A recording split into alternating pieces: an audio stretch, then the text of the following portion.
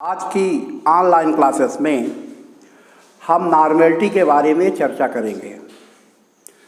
पिछली क्लासेस में हमने मोलरिटी, मोल फ्रैक्शन आदि के बारे में चर्चा की थी।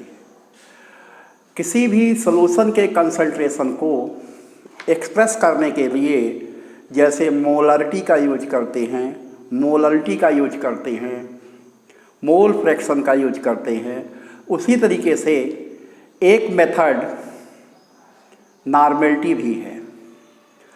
एक्चुअल में नॉर्मेलिटी है क्या, ये जानना ज़रूरी है। नॉर्मेलिटी का मतलब ये होता है कि 1 लीटर सॉल्यूशन में, सॉल्यूशन 1 लीटर लिया जाए यानी पर लीटर 1 लीटर सॉल्यूशन में सॉल्यूट के कितने ग्राम इक्विवेलेंट डिजॉल्व हैं। Number of gram equivalent of solute dissolve in 1 litre of solution is known as normality. इसको फार्मूले से अगर हमें निकालना है तो ये फार्मूला यूज करते हैं। नॉर्मेलिटी को कैपिटल N से डिनोट करते हैं। N equal to number of gram equivalent of solute upon volume of solution in litre. यहाँ देखें हम N equal to number of gram equivalent of solute upon volume of solution in litre. जो volume लेंगे solution का वो litre में लेंगे। अब जो नंबर ऑफ ग्राम इक्विवेलेंट्स हैं वो होता है मास अपॉन इक्विवेलेंट मास के इक्वल। इसकी जगह हम रख सकते हैं mass upon equivalent mass. Then it becomes mass of solute upon equivalent mass. Sure है जब मास सॉल्यूट का ऊपर है तो इक्विवेलेंट मास ऑफ सॉल्यूट, ये सॉल्यूट का ही इक्विवेलेंट मास होगा, इनटू V इन लीटर। जो सॉल्यूशन का वॉल्यूम लेंगे हम लीटर में लेंगे। अब इन्हें हम नोटेशंस के फॉर्म में रखते हैं। जैसे N equal to normality equal to, ये देखें मास ऑफ सॉल्यूट को डिनोट करते हैं WB से, इक्विवेलेंट मास ऑफ सॉल्यूट को डिनोट करते हैं EB से, into V in litre. This is formula for determination of normality of solution. If volume is taken in ml, अगर वॉल्यूम को हम मिलीलीटर में ले लेते हैं तब ये फार्मूला हो जाता है N equal to WB into 1000 upon EB into V in millilitre. तब ये फार्मूले का फॉर्म में हो जाएगा। 1000 से यहाँ इनटू हो जाएगा। ध्यान रहे जब वॉल्यूम ऑफ सॉल्यूशन को हम लीटर में लेंगे तब ये फार्मूला यूज करेंगे WB upon EB into V। और जब वॉल्यूम ऑफ सॉल्यूशन को हम मिलीलीटर में लेंगे तब इस फार्मूले को यूज करेंगे। अब अगर हम नॉर्मेलिटी के फार्मूले को देखें तो हमें कुछ चीज़ें और पता चलती हैं। N equal to WB upon EB into V। इसको अगर देखा जाए फार्मूले को, उस स्थिति में इस फार्मूले में during determination of normality if mass of solute is kept constant, solute के मास को अगर हम कांस्टेंट कर दें, मतलब ये क्वांटिटी कांस्टेंट हो जाए और ईबी ऑलरेडी कांस्टेंट होगी, तो ये दोनों मिलकर कांस्टेंट हो जाएंगे। तो M equal to constant upon V. अब अगर हम कांस्टेंट को हटा देते हैं तो N inversely proportional to V, N inversely proportional to V मिल जाएगा। इससे ये रिजल्ट मिलता है कि if during determination of normality of solution mass of solute is kept constant, then normality is inversely proportional to the volume of solution। मतलब यह हुआ कि अगर mass of solute को हम कांस्टेंट रखें तो एट दैट ड्यूरेशन, उस स्थिति में जो नॉर्मेलिटी की वैल्यू है वॉल्यूम के इनवर्सली प्रोपोर्शनल होती है। It means when the volume is increased then normality decreases, when volume is decreased then normality increases. अगर हम वॉल्यूम को बढ़ाएंगे नॉर्मेलिटी घटेगी, वॉल्यूम को कम करेंगे नॉर्मेलिटी बढ़ेगी। इससे स्पष्ट है कि नॉर्मेलिटी और वॉल्यूम एक दूसरे के यूनिवर्सली प्रोपोर्शनल होते हैं। ध्यान रहे, this relation is valid when mass of solute is kept constant. यह रिलेशन तभी वैलिड है जबकि मास ऑफ सॉल्यूट को हम कांस्टेंट रखते हैं। नॉर्मेलिटी से रिलेटेड और कुछ इंपॉर्टेंट पॉइंट्स हैं, जैसे पहले पॉइंट पे जब हम जाते हैं तो ये देखते हैं कि नॉर्मेलिटी के फार्मूले में N equal to W B upon E B into V during calculation of normality volume of solution is essential. Normality के कैलकुलेशन में सॉल्यूशन का वॉल्यूम इसेंशियल है। वॉल्यूम हमें मालूम होना चाहिए। तो क्या हुआ, इससे क्या मतलब निकला? इससे मतलब ये निकला कि अगर वॉल्यूम का टर्म नॉर्मेलिटी में इंक्लूड है then normality is not same at all temperature, because with change in temperature में जब हम वेरिएशन करते हैं, because with change in temperature value of volume changes, volume की वैल्यू बदलती है, वॉल्यूम बदलेगा। और जब वॉल्यूम बदलेगा तो नॉर्मेलिटी भी बदलेगी। It can be said that with change in temperature volume of solution changes, therefore normality also changes. This is the reason we can say that normality is not correct method of expression of concentration of solution, because during its determination volume term is used which varies with change in temperature। Normality correct method नहीं है solution के concentration को express करने के लिए, क्योंकि जब हम नॉर्मेलिटी का डिटर्मिनेशन करते हैं तो वॉल्यूम को यूज करते हैं, अब volume variates with temperature, volume temperature के साथ बदलता है, इसलिए अलग अलग टेम्परेचर पे नॉर्मेलिटी भी बदलेगी। एक पॉइंट ये हुआ।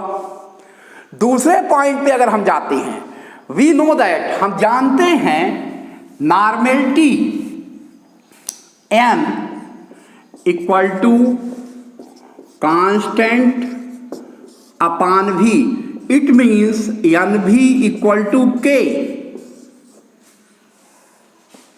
This relation indicates that if mass of solute is kept constant, then product of normality and volume is a constant quantity। अगर सॉल्यूट के मास को कांस्टेंट रखा जाए, then product of normality and volume of solution is constant quantity। Therefore this relation can be written as following। इसलिए हम इस relation को ऐसे भी लिख सकते हैं, n into V equal to constant, then n1 v1 equal to n2 v2 equal to constant. This is normality equation। Here in this formula n1 v1 equal to n2 v2, in this formula n1 is initial normality, v1 is initial volume, n2 is final normality, v2 is final volume of solution। But all condition product of normality and volume is constant. लेकिन ये ध्यान देने लायक है कि हर case में, in all cases, mass of solute is kept constant. अब आगे इस पे कुछ और पॉइंट्स पे हम डिस्कस करेंगे। जैसे दो सॉल्यूशंस हम लेते हैं, एक सॉल्यूशन की नॉर्मेलिटी n1 है, दूसरे सॉल्यूशन की नॉर्मेलिटी n2 है, and their nature is same, और दोनों के नेचर सेम है, they are mixed with each other, then resultant normality कैसे कैलकुलेट करेंगे उसको हम देखते हैं। n इक्वल टू कैसे फाइंड आउट करेंगे, तो ये हम यहां पर देखते हैं। फर्स्ट सॉल्यूशन हमने लिया, in this solution normality n1, volume is v1। Second solution हमने लिया, it's normality is n2 and volume is v2। When these solutions, this is solution A and this is solution B, when solution A and solution B mixed with each other, then volume becomes V1 plus V2, and normality, resultant normality is capital N। अब इसे हम कैसे calculate करेंगे, तो इसको हम इस तरीके से देखते हैं। पहले बिफोर मिक्सिंग, जब हमने इनको मिक्स नहीं किया है, that stage n1 v1 plus n2 v2, this equal to, बाद में जब हमने मिक्स कर दिया तो n v1 plus n v2, actual में अब दोनों सॉल्यूशन की नॉर्मेलिटी n हो गई है, इसलिए हमने यहां n पुट कर दिया। n1 v1 plus n2 v2 equal to n common ले लिया हमने, v1 plus v2। Now n equal to n1 v1 plus n2 v2 upon v1 plus v2। By this formula, we can calculate resultant normality which is formed by the combination of two solutions. इस फार्मूले का use करके हम ऐसे solutions की normality निकाल सकते हैं जो कि दो सॉल्यूशंस के मिक्सचर से बना है। अब सवाल ये उठता है कि ये फार्मूला कब लागू होगा। दिस फार्मूला इज वैलिड, यह फार्मूला तभी लागू होता है, this formula is valid when nature of both solutions is same. अगर उनके नेचर डिफरेंट होंगे तब ये फार्मूला यूज नहीं होगा। अब नॉर्मेलिटी पे एक आध हम न्यूमेरिकल्स देखते हैं कि how can we calculate normality. Question is written here 4.0 gram NaOH is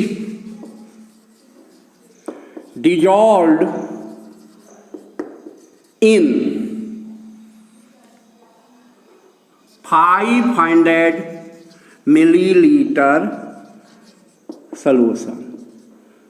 Find out its normality. Question ये है कि 4 ग्राम सोडियम हाइड्रोक्साइड को हमने डिजॉल्व किया है 500 मिलीलीटर सॉल्यूशन में, हमें इसकी नॉर्मेलिटी निकालनी है। तो हमें सबसे पहले गिवन डाटा पे जाना होगा। Given WB is given, mass of solute is given, that is 4.0 gram. Volume of solution is given, that is 500 milliliter. It is also given. And equivalent mass of NaOH is 40. NaOH का जो equivalent mass होता है वो 40 होता है। Now we have to calculate normality. इन data की help से हमें नॉर्मेलिटी कैलकुलेट करनी है। N equal to WB into 1000 upon MB molarity के लिए यूज करते हैं। EB equivalent mass, EB into V। N equal to WB 4 into 1000 upon MB 40 molar mass, equivalent mass of NaOH 40 and volume is 500 ml। 2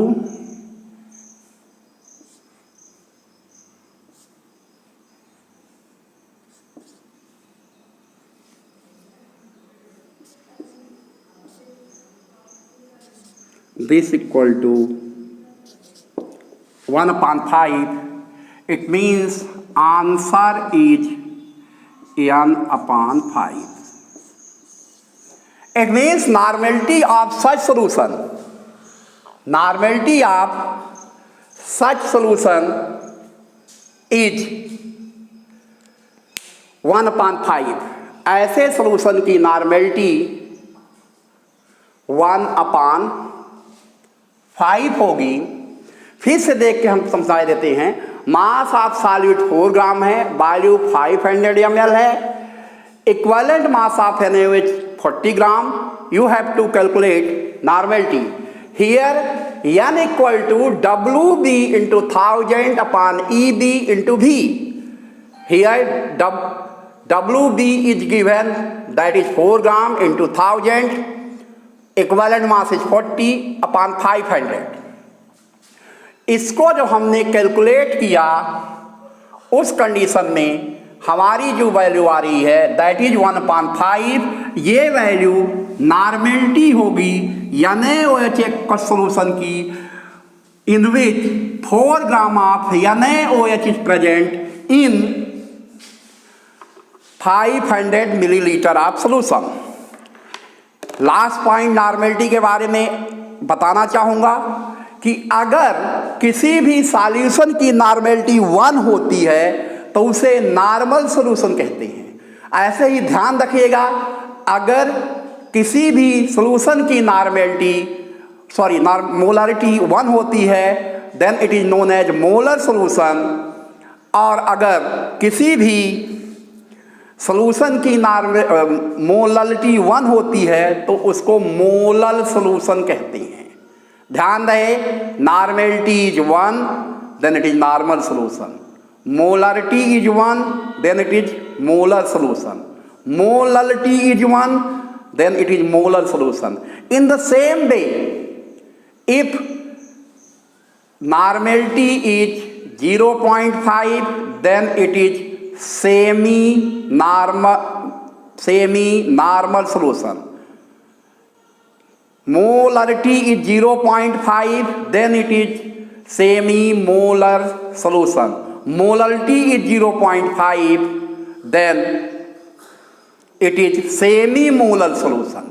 ये अगर हमने कह दिया कि नॉर्मल सॉल्यूशन है, it means normality is known, that normality is equal to 1। Semi normal solution कह दिया, इसका मतलब नॉर्मेलिटी इज 0.5। धन्यवाद।